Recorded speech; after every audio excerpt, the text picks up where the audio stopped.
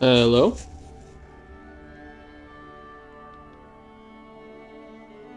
Testing, testing.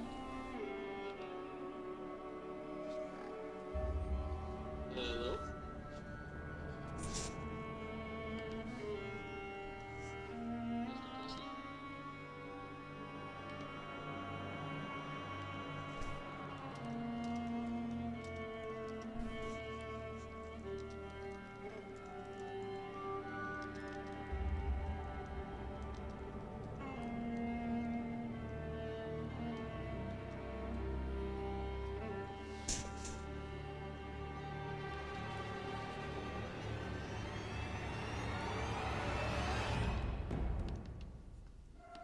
Sweet. Welcome to Guys Gaming Lab.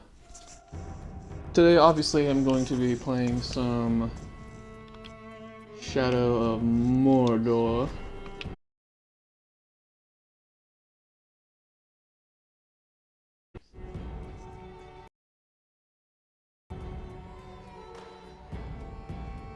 Mordor.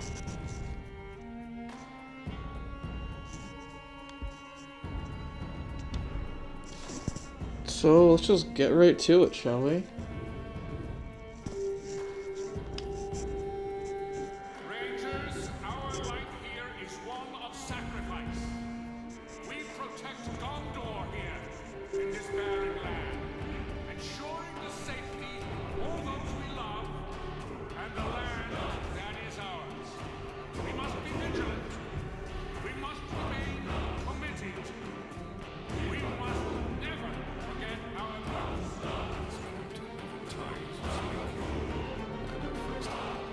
Ranger, what is your name? Hugo of Tarnist. Insubordination shall not be tolerated.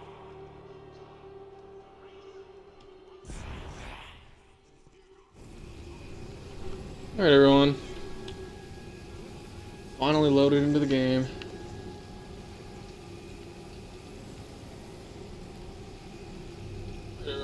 And I'm on top of one of the towers. You will probably know this as an Assassin's Creed viewpoint. They work basically the same way. I'm on top of one of the towers. You will probably know this as Assassin's Creed viewpoint. Kind of unlocks more of the map. I'll show you the map here. So we have this. This is a map of our area here. Pretty cool. It's got the Black Gate to Mordor, the Black Road, stronghold, another stronghold, another stronghold. So it looks like all the strongholds might be over here. Oh, there's one down here to the south.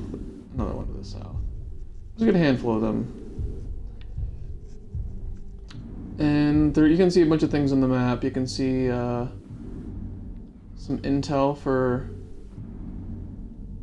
some information about other captains around the area. You can see where your challenges are at, where some artifacts, where some Ithilien shards are at. You can also see challenges for certain weapons, like this is a challenge for my sword. I have them for my bow over here, some right here. There's another one, I already did one earlier for, what am I thinking of, the dagger. I had to do 10 stealth kills in under 3 minutes. It was pretty cool.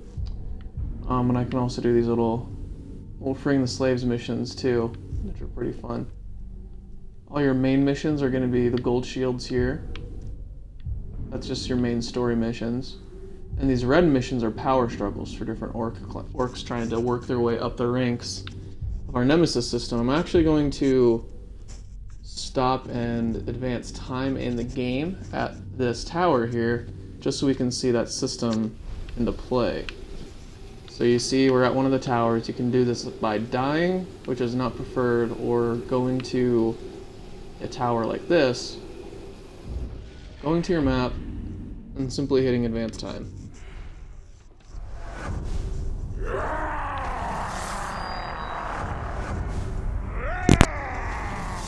So someone's power is increased. He got promoted because I killed the dude above him. Some random dudes are gonna get promoted into the slots of the people that I've killed. I won't know who these people are yet, because I've yet to find them. But here's the guy I've been working with, and then the rest of these guys are black because I haven't seen them in the world. And it also shows who they're in power struggles with as well. Like this guy, he has a red line to this Uruk here. I don't know who that is. So, we'll find out here shortly. So I'm gonna go to this guy's power struggle. Look at his weaknesses. So each orc has different weaknesses and strengths, or Uruk, sorry, I keep saying orc, they're not orcs. They have different strengths and weaknesses. Here he's weak to combat finishers, stealth finishers, ranged attacks, and mounted beasts. You can ride a number of different beasts in this game. I've only gotten to see one that I can ride, but I haven't actually gotten to ride it yet. So strength, see, he becomes enraged when he sees the unknown captain that I haven't seen yet. He becomes mad when you burn him, and he also calls allies to join the fight when you start fighting with him. He can pick you up and throw you on the ground, and he cannot be terrified, and he never flees, so he's pretty fearless. So this might be a tough guy to fight, but we're gonna have to go do it, because why not? So you can mark him on your minimap as a target, and it'll just focus on that area to go to. Much like marking a waypoint in Assassin's Creed, or any other game. Leap of Faith. Here we are. There's some spiders, pretty disgusting little creatures. I'm actually going to grab this orc and gather some intel from him. I'm gonna grab him, interrogate him, and I'm gonna gain some intel.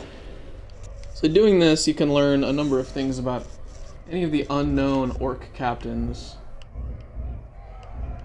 Obviously you can't learn any more about people you already learned about, so it's not a huge deal. So I'm gonna go up here and see what this guy's all about. What's this power struggle here? So he's also vulnerable to mounted beasts, terrified of grogs. He can be injured by combat finishers. You can't damage him with ranged attacks. He drops poison clouds if he needs them. He backs away from any combat, and he runs a lot faster than most people. So he's actually going to be probably hard to fight. So afterwards, you cut their head off because you don't need them anymore. And his buddies actually came while I was doing that, so I'm going to quickly dispatch them. I'm just going to execute this guy because I had enough combat meter. Oh shit. I'm going to run because I don't want to deal with that beast. Because those guys are mean. Mean. Luckily, I can dodge him pretty soundly. Which is, yes, like I said, I don't want to deal with him. They're tough creatures to battle.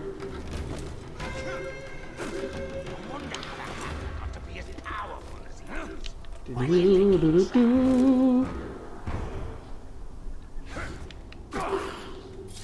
gonna grab him and do the same. I'm gonna interrogate him. I'm just trying to learn more about the different captains right now. Unlocked quite a bit of information here. Just gonna learn about don't know, this guy, I guess. Ooh, he looks pretty cool. Let's see, combat finishers, mounted beasts, and feared of ghouls. Alright, so he can't be damaged at range, shoots quickly, can block my stun. I can't jump over him. Some guys you can jump over. There's guys with shields. And you can't damage them from attacking them in the front. So you have to jump over them and attack their back. He can sense the presence of nearby enemies, and he has a group of followers, and he can also summon allies to join the fight, so he might have a lot of people around him. So that'll be quite interesting. And he's in a stronghold. Cut that dude's head off. Boom. Yeah.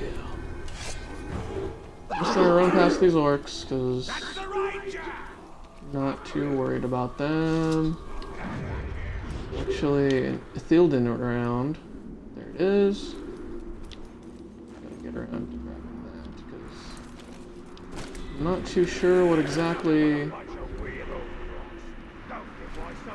was unlocked yet in the game. It kind of looks like the door to the Mines of Moria. So it's kind of cool. Different words pop up, which is interesting. There's a good bit of lore throughout this game, which is really cool for those who are into that kind of thing. Like all these little herbs that you can pick up, you can learn about them and read about them. It's pretty interesting.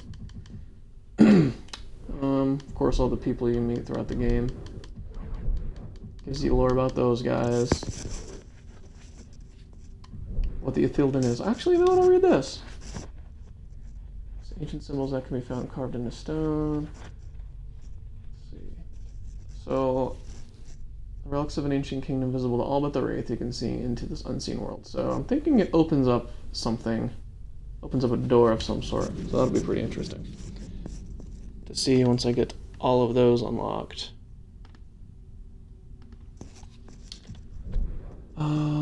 All the tutorials, you really don't need to read those if you don't want to. I mean, they're just tutorials.